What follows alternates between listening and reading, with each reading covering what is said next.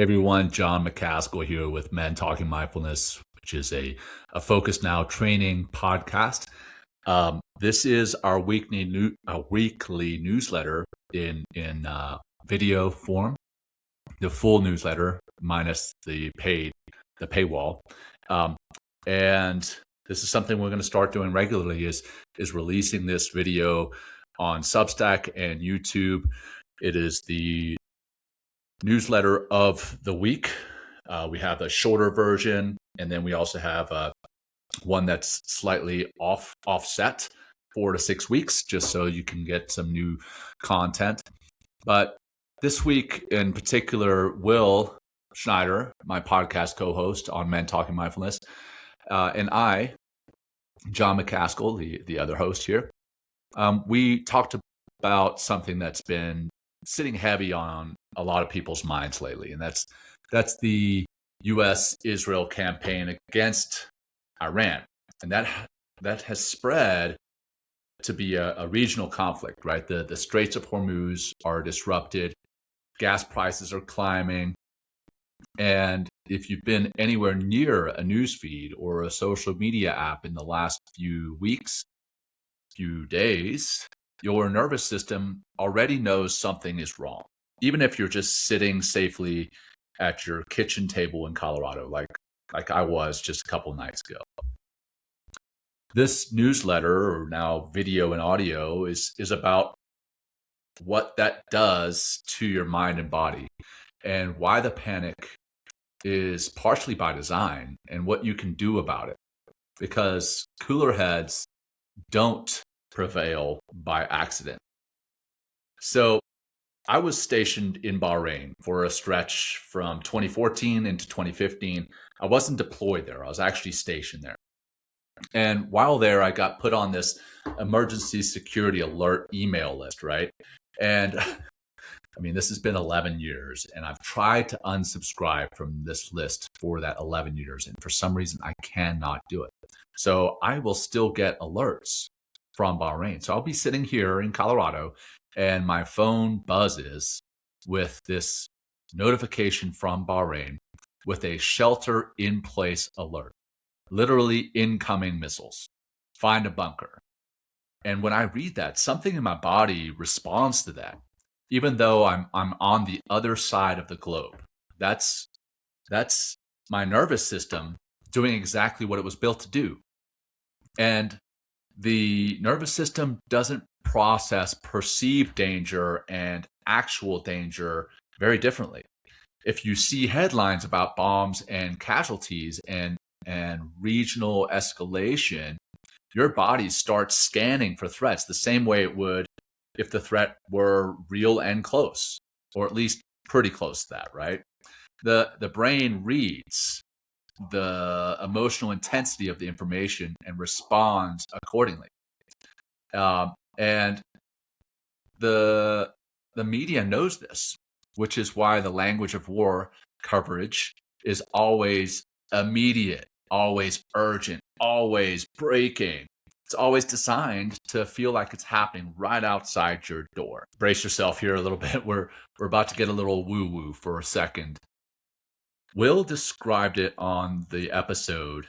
He described it really well on the show. The root chakra in yogic tradition, called Muladhara. I'm probably screwing that pronunciation up. It sits at the base of the entire energy system, and it governs survival, safety, food, shelter. And when that base gets rattled by news like this, that base, it doesn't just affect your mood. That rattling of that base doesn't just affect your mood. It disrupts the whole system about it, or the whole system above it. And you don't feel grounded because your nervous system, from that perspective, the ground isn't safe. So here's what happens when the threat response activates. Blood moves away from the prefrontal cortex, and that's the part of our brain responsible for complex reasoning, rational thought. And that blood rushes toward our extremities. It's literally preparing us for a fight. And you get faster and more reactive, and your capacity for complex thinking, it drops. And critically, something else disappears too. And that's our curiosity. Curiosity is a function of a calm nervous system. When you're in survival mode, curiosity goes offline. You stop asking things like, what am I missing? And start asking, who do I blame? And you stop wanting to understand the full picture and start looking for the fastest, simplest explanation that confirms what your gut is already telling you. And then you find the media source of your choice, and that gives you that explanation on a loop. And your echo chamber just deepens. This also affects empathy. When fear activates, we shrink our circle of concern. We protect ourselves, our families, our tribe. And the people outside that circle start to become others. They start to become objects. They start to become abstract. They get othered, right? And once people are othered, the cruelty that gets directed at them stops feeling like cruelty. It starts feeling like defense. And unfortunately, that's just how we're wired. But it can be worked with. In 1988, Noam Chomsky and Edward Herman published Manufacturing Consent, the Political Economy of Mass Media. Walter Lippmann had introduced the underlying concept back in 1922, and the argument is this: corporate media manipulates through structure, not this secret coordination. Ownership, advertising dependency, sourcing relationships, fear of legal and political consequences. Political consequences, that's a huge one. And this rotating fear ideology. Chomsky and Herman identified these as 5 filters. And together, they shape what gets reported, how it gets framed, and what gets killed quietly before it ever runs. The 5th filter is the most relevant right now. Chomsky called it the enemy filter. Originally, it was anti-communism, but after the Cold War, the war on terror replaced it. And today, the enemy filter is whatever is designed or whatever the designated threat is, and it serves a consistent purpose. A society in fear is easier to manage.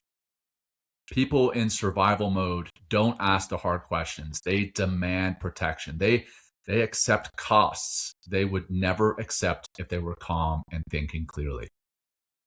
Knowing this makes you harder to manipulate. You can still form opinions about what's happening, but when you understand the architecture of the media environment you're operating in, you make more deliberate choices, more intentional choices about what you consume, how often you consume it, and from what sources, how many different sources. And I want to address something directly. There's a version of this conversation where it sounds like we're saying, don't care about the war.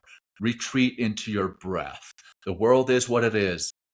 That's not what we're saying. That's not what I'm saying. But mindfulness is actually deeper contact with reality. It means noticing what's happening on the outside with more clarity and simultaneously paying attention to what's happening on the inside of you, because those two things are connected. When you're activated, your read of the external situation gets distorted. Mindfulness creates the gap between the stimulus and your reaction. And in that gap, you can choose your response instead of just executing your reflex. Dr. Seth Hickerson, he introduced us to this framework he calls STEA, S-T-E-A. And that's stimulus, thought, emotion, action. When something triggers you, the reflex is to move immediately from stimulus to action. Well, mindfulness builds that capacity to slow down and notice the thought and the emotion before the action. In a gunfight, right, this is needed. The gap doesn't exist. And that's because it doesn't need to. In a conversation about geopolitics, or in a hard conversation with your team or your spouse, your partner, your kids, that gap is everything. So here's what you can do. Check the news less often, maybe once, intentionally, not compulsively. And if something significant changes, you'll hear about it from the people around you before you hear about it from a push notification. Maybe choose a time of day, check once, and then put your phone down, or step away from the TV. The dopamine loop of compulsive checking, that's an intentional feature of the platform. It's not there by accident. They know, they're engineering it that way. It was designed to keep you coming back over and over and over. Then we need to distinguish between understanding and endorsing. You can be curious about why people on the other side of the conflict are the way that they are or believe what they believe without endorsing the violence or agreeing with the policy. If you can't describe how the other side sees the situation, then you don't fully understand the conflict. And if you don't fully understand the conflict, your opinions about it are based on only half the information, if that. And then you can ask more questions than you make statements. In conversations about this, the people who come in with the loudest declarations are usually the most activated. Ask what they mean. Ask what they're afraid of. Ask what they consider a good outcome. The questions do more work than the arguments. And then regulate yourself before you talk to others, and specifically before you talk to your kids, because they read your nervous system before they hear your words. If you're activated when you explain what's happening, they absorb the activation before they absorb the information. You've got to get calm first, and then ask them what they've heard and what they are wondering about. Let them guide the conversation. Okay, that's the end of the unpaid version of our newsletter. There's going to be much more beyond the paywall. But for those of you who may not be paid subscribers, we still wanted to say thank you. This episode came out of Will and I watching the news too much ourselves and feeling the pull of it ourselves. We're not above any of this. The tools we talk about, they also take practice. So give yourself some grace for the moments when your nervous system fires before your mindfulness does.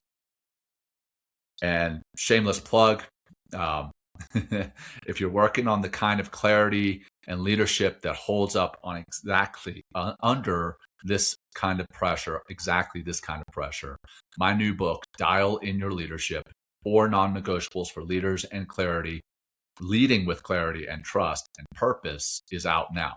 You can get it at Amazon, and be on the lookout for my and Will's book coming out hopefully later this year. It's Mindfulness for A-Holes. So stay grounded out there. Text MTM, the letters MTM, to 33777 to get this newsletter delivered to your inbox. Or clearly you can find us here on Substack or on YouTube. As for this week's podcast, you can find it. It's available now on all podcast platforms, or you could check out the video on the Valor Media Network on YouTube on Thursday. Or you can watch it now on our Focus Now training Substack. So again, this is the end of our regular newsletter, and there would be more if this were the written version. There would be more below the paywall for those paid subscribers. Maybe consider becoming a paid subscriber, because there is going to be much more content that can help you out in this time of distress. All right, guys, that's all we have this week. Until next time, take care.